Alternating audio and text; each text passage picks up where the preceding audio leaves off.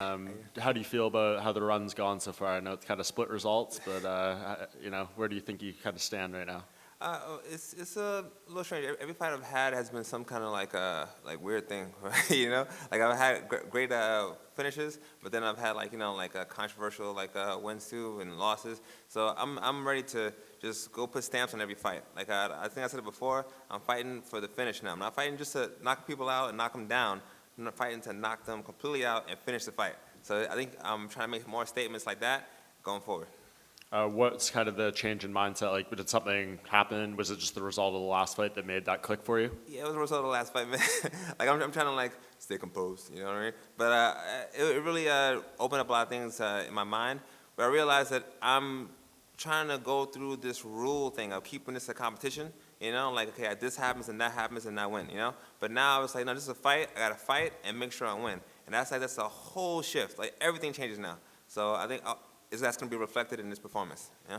Do you think Stefan's a good opponent to bring that out of you, or do you think it doesn't even matter? You're going to do that against any opponent? I can't let it matter because if I judge that, if I allow the opponent to bring it out of me, then it's going to be spotty. It has to be no matter what, no matter who, always going to be on. Yeah. Do you think you're going to get an extra boost on Saturday with the fans in there behind you? 100%. Because the fans, not only do they make like a great atmosphere for the fight, but they let you know when you're doing things right. Like you hit somebody a couple times and you hear, you're like, okay, I'm doing something good. Let me keep doing this for a while. So like that's gonna be a great help also. Awesome, thanks, man. All right, cool. No, over here, other side. Oh, hey, how you doing? Good. How you doing? Pretty good. What do you make of Stefan's skill set? He obviously hasn't fought since his USADA issues. Do you watch tape? And if you do, like anything about him impress you? Oh yeah, I watched a lot of tape. Impressive. I like fighting guys like this because these are the kind of guys that I've been training to fight like my whole career. Because I started out as a striker, and then people try to take me down all the time. So that's one thing. But what makes him extra special is that his striking is kind of like a karate stylish. It's kind of like it's not the standard of boxing. And these are the people that I excel at fighting the most because that's kind of like my background. And it reminds me of sparring in the gym when I was like 16, 17. Like this kind of like weird jumpy movements and stuff like that. That's me all day. So I'm very excited to compete in this one. What do you mean when you say you've been training for like a specific fighter like that? Just his skill set or like wrestling wise? It's kind of like somebody who strikes and then goes for the takedown. It's like that's been like the bane of the existence of many strikers throughout the years. Somebody who's not scared to strike with you, but then will take you down in the middle of a confrontation in the middle of an exchange, Sure. So that's the kind of guy I've always been training for. So he's one of those guys. Were you aware of him before you got the fight offer? No, I didn't hear him before, but I watched a lot of tape on him. And I don't want not to harp on your last performance, but obviously that was your first knockout loss too. Is getting past that obviously? What's it like mentally coming off of your first? Because you've lost before, but that was obviously your first stoppage loss. So mentally, what's the big difference? I mean.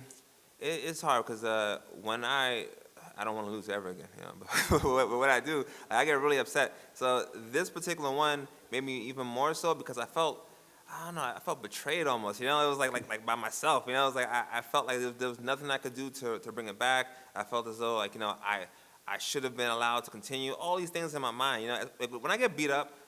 Like God forbid. But when I do, I don't care. I'm like, yeah, man, that guy beat me up, man. That's whatever. That's just what happens, But when there's a doubt in there, that's when you can't sleep at night when you're tossing and turning and what if this, what if that. That's when people come and tell you stories about, yeah, I was watching the fight and you should have did this, and this, and this. And they tell me all the things I should have did. And I can't say no because, I didn't win. So this particular fight going back in, I'm very interested in seeing how I feel when I hear the sounds in the cage. It's one thing to spar and train, but another thing when you see the person cross and you hear the referee and you hear the footsteps in the cage, that makes a whole different story. And I want to see what my feeling's going to be, but no matter what I feel, I'm going to perform. So that's the most important thing.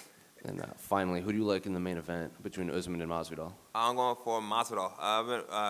I really want to see him win because he's been fighting for a long time. And I love to see a guy who's been fighting so long, get a championship and put that exclamation point in his career, not be just a contender, but be a champion as well. So I'm really looking forward to seeing him win. Cool. Oh, yeah, how you doing?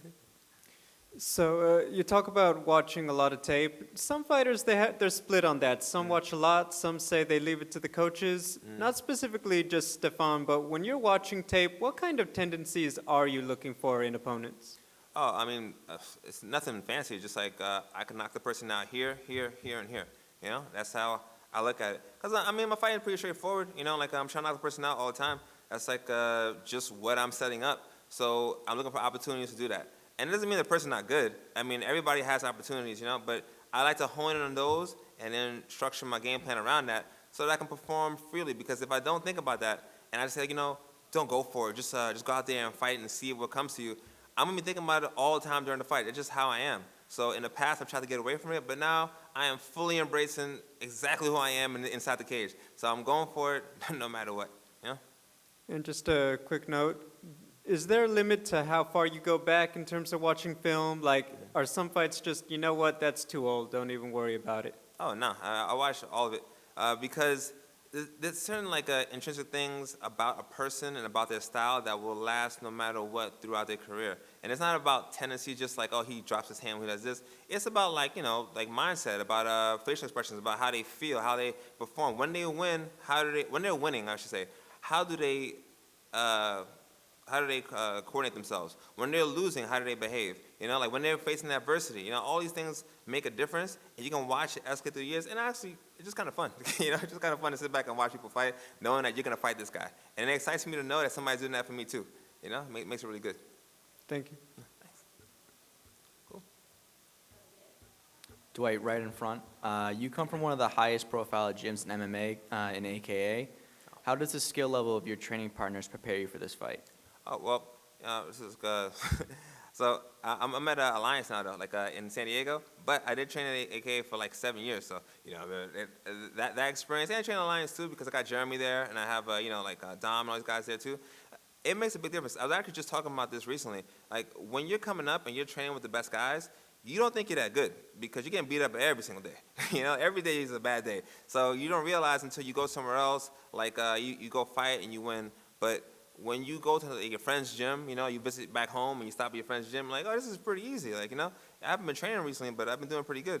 It's because you're always at a 10. Like, you've been at a 10 for like, you know, man, for years, and then you go on vacation and you're like at a 7. You know what I mean? And even your 7 is higher than other people's. So I think it definitely makes you a better fighter, having stronger training partners. And you know, at Alliance, I got Jeremy Stevens, who's pushing me all the time, and Miles Jury, and all these guys, Dom, to keep me from being lazy. Make sure I'm always on point. Yeah. And last one from me. What does your path to victory look like against Stefan? Oh, it's a straight line, knock him out, and then keep moving. You know, I'm trying to make it as quick as possible.